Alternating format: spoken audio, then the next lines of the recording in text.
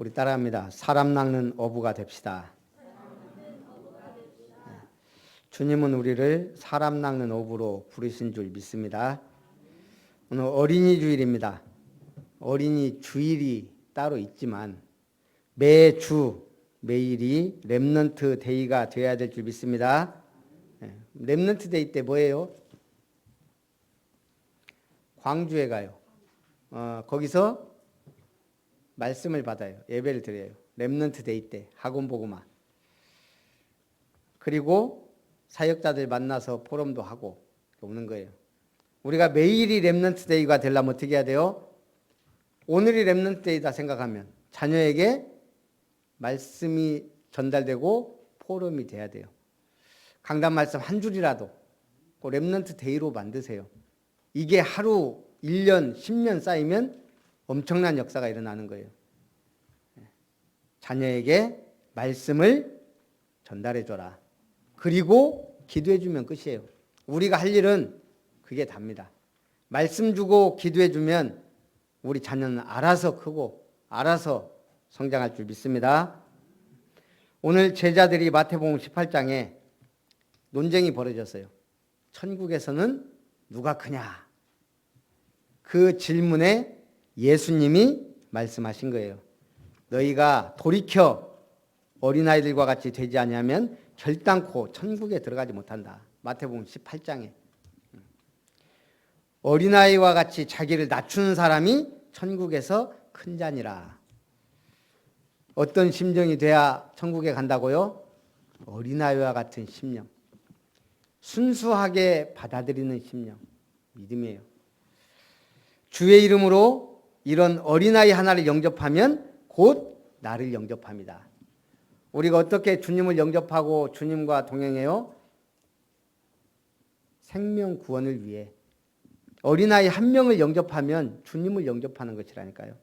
그만큼 전도 사역이, 렘넌트 사역이 중요합니다. 이번에 연휴가 좀 있어서 전주 처형대교를 이렇게 갔어요. 새 아파트에 들어갔어요. 얼마 안 됐어요. 33평인데 굉장히 편의시설이 잘 되어 있어요. 일단은 엘리베이터가 2개고 뭐 여러 가지 이렇게 편의시설. 근데 신기하게 주방과 거실 사이에 기둥이 하나가 있어요. 거기다가 베란다 확장 공사를 안 했어요. 33평인데 거실이 굉장히 좁아요. 왜? 기둥 때문에. 안 팔려요. 그러니까 이제 전세로 들어간 거예요. 잠시. 다 좋은데 기둥이 딱 버티고 있는 거예요. 그러니까 굉장히 거실도 좁아 보이고. 우리를 주님은 뭐라 그랬어요? 천국의 기둥이다 그랬어요. 중직자는 교회의 기둥이에요. 그러면 집사님이 나는 기둥 아니네? 믿음대로 된다 그랬어요. 나는 교회 기둥이다 하면 기둥이 되는 거예요. 근데 중요한 건 뭐예요? 기둥은 가급적 중요한 자리에 있어야 되지만 드러나지 않는 게 좋아요. 드러나서 좋은 거는 겉에 화려하게 좀 이렇게 도서관 건물 같은 데 가면 기둥들이 다 멋있게 있어요. 그런 화려한 기둥도 중요하지만 조용히 보이지 않게 받치고 있는 기둥들이 중요합니다. 오늘 우리가 렘넌트 사역 어떻게 하면 돼요? 기둥처럼 서 있으면 돼요.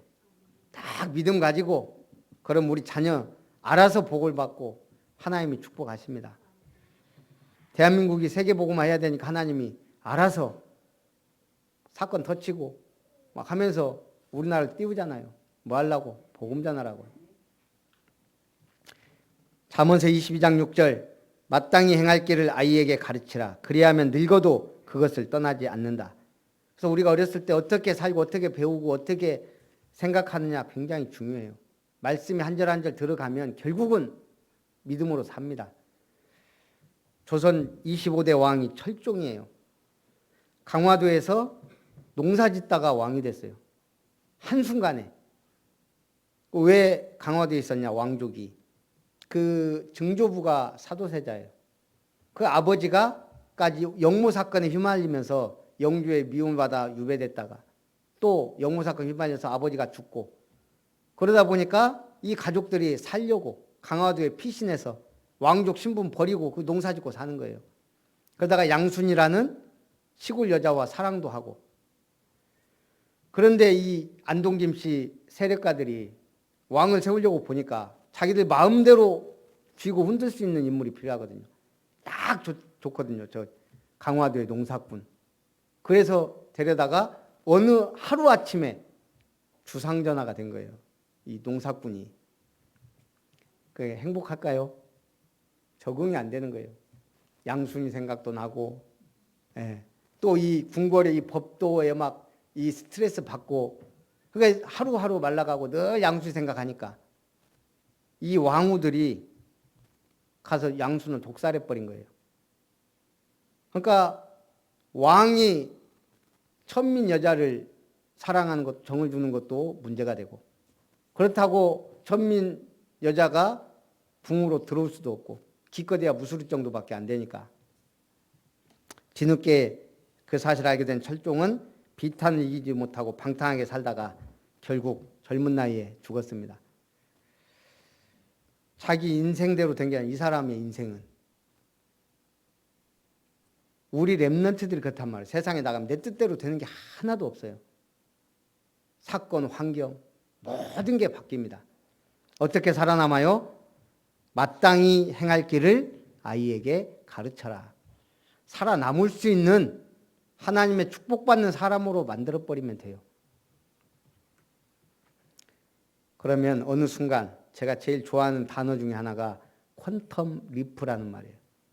폭발적 성장. 어느 순간 뛰어넘는 거예요. 대나무가 그러잖아요. 깊이 뿌리를 내리고 있어요. 막. 그러다가 한순간 며칠 만에 그냥 쑥쑥 자라는 게 대나무예요. 퀀텀 리프. 복음 붙잡고 언약 붙잡고 기도하고 있으면 내 인생이 그렇게 도약하게 된다니까요. 첫 번째, 회개하라. 천국이 가까이 왔느니라. 누가 한 얘기예요? 세례 요한이 했고 예수님이 또 하신 말씀이에요. 오늘부터는 예수님의 하신 말씀들을 한 주 한 주 가지고 우리가 절대 언약 붙잡고 나가려고 합니다. 아까 우리 랩런트 예배 때 물어봤어요. 하나님 뭐 하시냐? 지금 하나님 뭐 하실까요? 시험 보고 싶네. 정답 맞힐 분이 보니까 딱 눈을 보니까 몇 분 없어. 지금 하나님 뭐 하세요? 정확하게. 하나님 뭐 하고 계세요? 하나님이 지금 여기 와서 우리 예배 함께 하시죠. 근데 안 하실 수도 있고 할 수도 있어요. 중요한 건 그건 정답이 아니에요. 왜냐? 하나님만 아세요. 하나님은 지금 언약을 성취하고 계세요. 그게 정답이잖아요. 하나님 뭐 하세요? 우리 막 예배를 관심 갖고 그건 우리 희망사항이고 물론 그런다고 믿고 저도 말씀을 전하지만 분명한 진리는 뭐예요? 하나님은 언약을 성취하고 계세요. 그래서 제목을 계속 제가 어떻게든 안 빼놓고 있는 단어가 뭐예요? 지금 매주 절대 언약이에요. 하나님은 언약 성취하고 계시니까. 하나님은 코로나로 전 인류가 멸망해도 눈 하나 깜짝 안 할 뿐이에요. 사랑이 없어서가 아니에요. 하나님은 언약을 이루시는 분이지 그 치료하는 게 목적이 아니에요. 오늘 하나님은 언약을 성취하고 계십니다. 우리 예배가 그 언약 성취에 합당하다면 하나님의 관심이 있는 것이고 우리 교회가 그 언약 성취에 여정에 있다면 하나님은 축복하실 것이고 내 인생이 언약의 여정 속에 있으면 반드시 하나님은 역사하십니다. 대한민국이 언약 성취를 위해 중요한 국가이기 때문에 하나님은 복을 주십니다. 그게 사실이란 얘기예요. 그게 믿음입니다. 오늘 예수님이 회개하라. 천국이 가까이 왔다 그랬습니다. 지금 예수님이 누굽니까? 하나님의 아들이에요. 온 세상의 왕이에요. 지금 이 말 속에 뭐예요? 회개하라 천국이 가까이 왔다는 말은 예수님이 왕으로서 오셔서 하신 말씀이에요. 세례 요한은 그 왕이 오신다는 거고 예수님이 오셨어요. 회개하라. 그리고 천국이 가까이 왔다. 예수님이 누굽니까? 천국 열쇠를 가지신 분이에요. 천국 열쇠 자체예요. 예수는. 그 이름이. 이분이 와서 공생을 시작하면서 처음으로 강력하게 선포하신 말씀이 오늘 뭐라고요? 회개하라 천국이 가까이 왔느니라. 그래서 마태복음은 누가 썼어요? 마태복음 누가 기록했어요?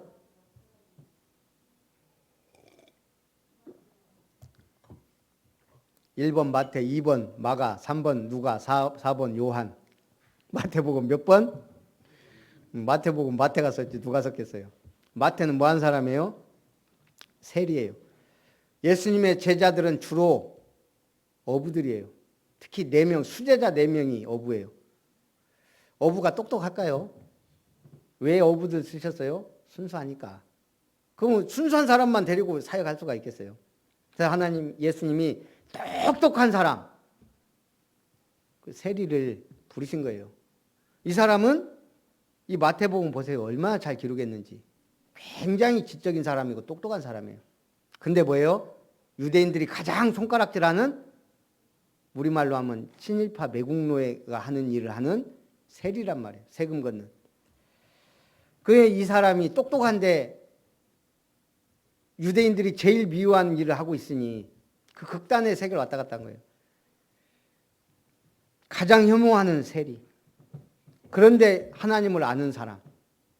내 인생이 왜 이러지? 뭔가 성공에 대한 갈망도 있고 똑똑한 사람인데 그러면서도 민족에게서는 손가락질 받는 그 갈급함이 있었다는 얘기예요. 근데 예수님 부르심 받았을 때, 나를 따르라 할 때 주저없이 따라간 거예요.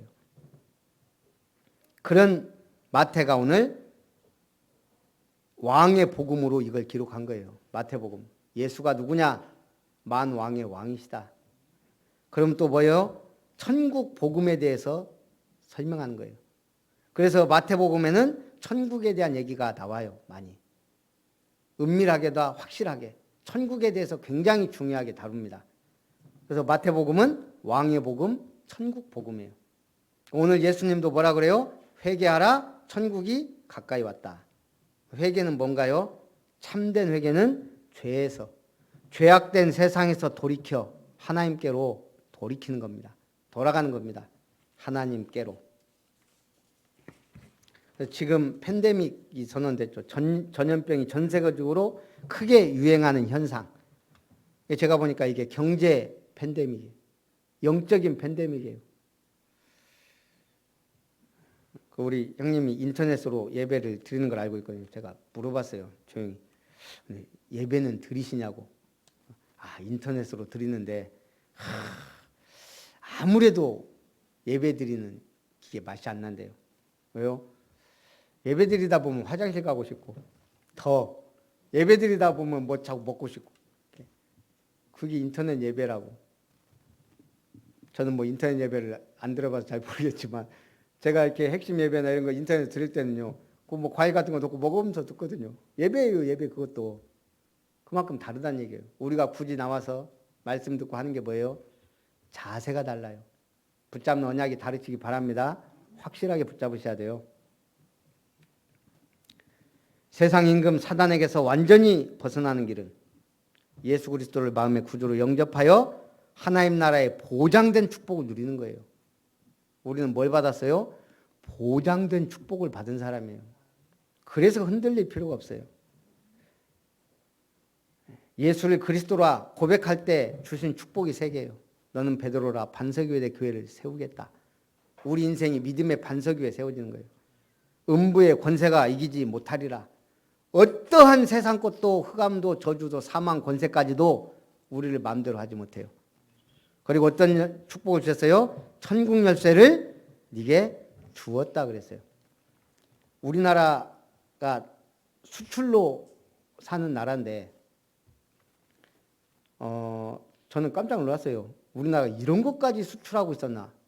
그게 뭐냐면 세계에서 통용되는 게 화폐예요. 화폐.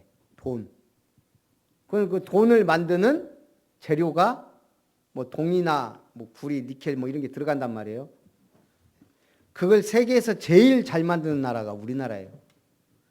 제일 까다롭기로 유명한 유로는 이렇게 구리 같은 색으로 돼 있는데 1유로, 2유로는 그 메탈이 2가지예요.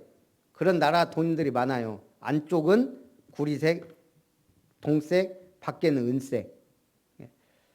그걸 통과해서 수출하는 게 우리나라라네요. 미국 달러 주화, 유로 주화, 호주, 전 세계 엄청난 나라 돈들이 우리나라에서 만든 그 메탈로 찍어낸다는 거예요. 제가 왜 이 얘기하냐? 성경은 우리 성도를 뭘로 표현하냐면 금으로 표현해요. 원래 화폐의 단위가 뭐예요? 금이에요, 금. 화폐의 재료는 어떤 조건을 갖춰야 되죠? 누구나 가지고 싶어 해야 돼요. 또 작고 운반하기 쉬워야 돼요. 오랜 기간 변하지 않아서 가치가 유지돼야 돼요. 그리고 일정한 형태로 가공하기가 쉬워야 돼요. 이 모든 필요 조건을 완벽하게 충족하는 게 금이라는 거예요. 그중에 제일 중요한 게 뭐예요? 예뻐요. 반짝반짝. 그리고 변하지 않는 게 금이에요. 성경은 왜 우리를 금이라 그랬어요? 욥이 그랬죠. 그 고통 속에서 내가 가는 길을 그가 아시나니 그가 나를 단련하신 후에는 내가 정금같이 나오리라. 순금신앙이 어디서 나와요? 문제, 고통, 환경, 사건을 통해서 내가 신앙의 연단을 받은 사람이 순금 같은 정금 같은 신앙이 되는 거예요. 최소 24K 되려면 24번 들어갔다 나와야 돼요. 뜨거운 불 속에. 그렇듯이 어렵고 힘들다? 아, 내가 정금이 되는 과정이구나. 지금은 너무 비싸다 보니까 은이나 동액에 자리를 내주고 있지만 금은 지금도 금이에요. 우리가 바로 금과 같은 존재인 줄 믿습니다. 그래서 두 번째, 나를 따라오라. 내가 너희로 사람 낚는 어부가 되게 하리라. 제자가 누굽니까? 뭐한 사람이 제자예요? 뭐 다른 여러 가지 제자가 있지만 성경에서 말하는 제자는 주님을 따르는 자가 제자예요. 더 엄밀히 말하면 요한복음 15장 7절부터 너희가 내 안에 거하고 내 말이 너희 안에 거하면 뭐지 원하는 대로 구하라. 그러면서 쭉 뭐라 그래요? 너희가 내 말에 거하고 열매를 맺으면 내 제자가 되리라. 말씀 안에 거하고 말씀 따라가는 게 제자입니다. 그런데 뭐하게 하신다? 사람을 낚는 어부가 되게 하신다. 그리스도의 비밀 가진 모든 자는 전도자입니다. 우리는 사람 낚는 어부가 돼야 돼요. 언약을 붙잡은 자는 언약 전달의 사명과 언약 성취의 축복을 누리는 증인이 됩니다. 증인. 마가다락방에서 시작된 성령의 역사는 끊어졌어요? 계속되고 있어요? 지금도 계속되고 있습니다. 성령의 역사는. 어디까지? 예루살렘에서 안디옥 교회가 세워지고 핍박을 통해 안디옥에서 또 핍박이 일어나니까 마게도냐로, 마게도냐, 빌립보, 데살로니가, 고린도를 거쳐 어디까지? 로마. 바울의 최종 목적지는 어디였을까요? 저 이스라엘에서 시작해서 유럽의 끝이 어디예요? 스페인. 내가 서바나까지 가야 하리라. 근데 하나님은 로마 복음화를 위해 로마에 정착하게 하고 로마에서 복음하게 한 거예요. 왜 어부로 부르셨을까요? 어부를. 아까도 얘기했지만 다른 제자들도 있었지만 4명이 중심입니다. 어부. 베드로, 야고보, 요한 다 어부들이에요. 이들이 그리스도의 교회를 세운 첫 종들입니다. 왜 주님은 굳이 어부들을 부르셨을까? 선호했을까? 때묻지 않고 거만하지 않기 때문에. 요한복음에서 예수님이 나는 하늘에서 내려온 생명의 떡이다 말씀하시면서 논쟁하는 일이 벌어집니다. 이때 많은 제자들이 이해하지 못하고 떠났습니다. 자기를 떡이라고 하니까. 근데 12제자도 똑같이 못 알아들었습니다. 예수님이 물으면 너희도 날 떠나려느냐. 그때 생명의 말씀이 여기 있으니 우리가 어디를 갑니까? 한마디로 순수해요. 자기 주장을 펼치는 게 아니고 예수님이 자기를 생명의 떡이라 하니까 유대인들이 막 논쟁이 벌어진 거예요. 생명의 떡이란 말은 뭐예요? 영원한 양식이란 말인데 네가 무슨 하나님이냐? 이런 식이에요. 그러나 순수한 제자들은 그 주님의 하는 역사와 말씀을 보고 따라가는 거예요. 뭐하지 않고 토달지 않고 뭐하지 않고 불신앙하지 않고.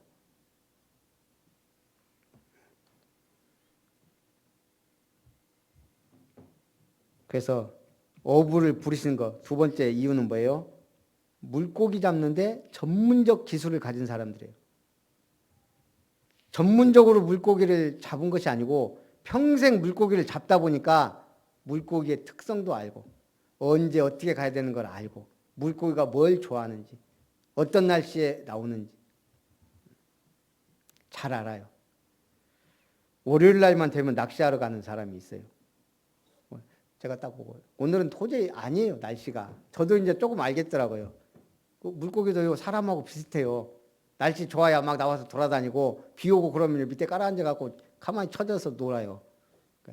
딱 보고 아, 오늘은 좀 잡히겠다 안 잡히겠다 물어보면 거의 맞아요. 예언가도 아니고. 왜요? 늘 하다 보면 그게 몸에 밴단 말이에요. 전문적인 기술자가 된 거예요. 전도는 아무 기술이 필요 없죠. 하나님이 하시니까. 그러나 나를 통해 하시기 때문에 내가 전문가일수록 전도에도 전문가가 되는 거예요. 하나님은 평생 어부하면서 고기 잡을 줄 아는 사람들을 사람 잡을 수 있는 제자로 부르셨다는 얘기예요. 세상에서도 전문가 되시기 바랍니다. 이번 핵심에서도 키가 그거예요. 필요한 사람이 되라. 예. 세상이 필요한 사람이 되면 돼요. 사장님이 꼭 필요한 사람. 아니 오바댜가 엘리야의 제자예요. 근데 아합 왕이 오바댜를 썼단 말이에요. 루 목사님 진짜 몰랐을까? 아합 왕이 오바댜가 완전 선지자 막 100명 먹여 살리는 건 몰랐을지라도 엘리야의 제자란 걸 몰랐을까? 근데 썼단 얘기예요. 왜? 잘하니까. 필요하니까. 그 악한 시대에 다니엘이 총리를 4번이나 해먹었어요. 왕이 4명 바뀌었는데 그게 어떻게 가능해요? 그 나라에 꼭 필요한 사람이었으니까.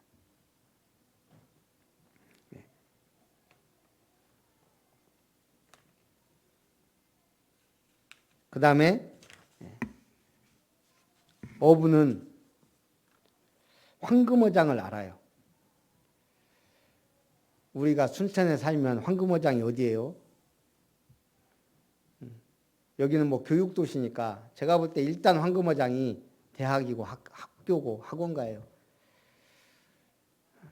물론 공단 사업 해야 되지만 순천에서 공단 사역에 생을 걸겠다. 그럼 좀 뭐가 안 맞단 말이에요. 마찬가지로 어부들은 어장을 알듯이 어떻게 전도해야 되는지 특히 바울은 그걸 알았어요. 그래서 회당으로 들어갔어요. 그리고 고기 잡는 도구가 있어야 돼요. 배가 있으면 좋고 그물이든 낚싯대든 물고기의 종류와 성질에 대해서 잘 알고 있어요. 오늘 우리가 어쨌든 이 지역에서 전도운동 하라고 하나님이 우리 교회를 세우시고 우리를 부르셨어요. 그렇다면 하나님이 우리를 통해 하실 일이 있는 줄 믿습니다. 꼭 필요한 게 3개예요. 결론에서도. 뭐라고요? 예수님이 3대 사역이 나오죠. 오늘 회당에서 가르치시고 또 뭐 했어요?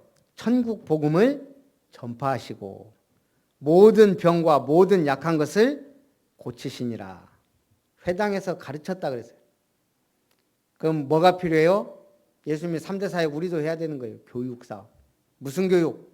말씀을 제대로 전달하는 교육사업. 아까 우리 렘넌트 예배 때 얘기했어요. 지금이 호모 헌드레드 시대래요. 호모라는 말은 라틴어로 사람을 가리킬 때 쓰는 말이에요. 그래서 호모 에릭투스 우리 옛날에 막 배웠잖아요. 호모 사피엔스. 근데 호모 헌드레드는 100세까지 사는 시대가 왔다 이 말이에요. 신조어예요. 그래서 저기 영광에 가면 백수마을 있잖아요. 100세까지 사는 사람들이 사는 마을. 우리나라보다 일본이 훨씬 100세가 많더라고요. 2013년 기준 우리나라 100세 이상이 13,413명, 일본 58,820명, 미국 약 18만 명, 100세 이상인 사람이 제법 된다는 얘기예요. 더 놀라운 거, 미국 텍사스대 건강과학센터 실험 결과 2013년 태어난 아이는 특별한 질병과 사고 없으면 142살까지 산대요. 평균. 그러면 지금 우리 보겸이가 2017년에 태어났는데 150살까지 산다는 얘기예요. 150. 제가 이거 아찔하더라고요. 아, 이거 오래 살아야 되겠다. 최대한. 보겸이 20살 때 우리는 70살이 넘는데 우리 자녀들, 우리 손주들은 이제 150살 사는 시대가 왔어요. 내가 이번에 전주 가서 형님 만나서 저 처형 남편이니까 동서. 저하고 나이 차이 많이 안 거든요. 근데 벌써 이제 퇴직할 때가 됐어요. 뭐 4, 5년 남았대요. 이제 그러고 나서 뭐 해야 될지 지금 막 고민하고 있는 거예요. 아직 창창한데. 벌써 지금 근데 150살까지 살아야 된다고 생각해 봐요. 특히 이제 AI가 다 해버리는데. 벌써 이번에 우리 이거 코로나 이거 하는데도 AI가 다 들어간 거예요. 지금 막 접선자 찾아내고 한 10분 만에 동생이 딱 나온다잖아요. 그 핸드폰하고 카드하고 추적해서. 어떻게 해야 돼요? 어린이주일 가정의 달입니다. 정확한 복음의 말씀을 심어줘야 살아남아요. 어떤 상황 환경이 와도. 또 가정의 달이니까 우리가 효도도 가르쳐야 돼요. 한문의 효자가 노인을 아들이 업고 가는 글자예요.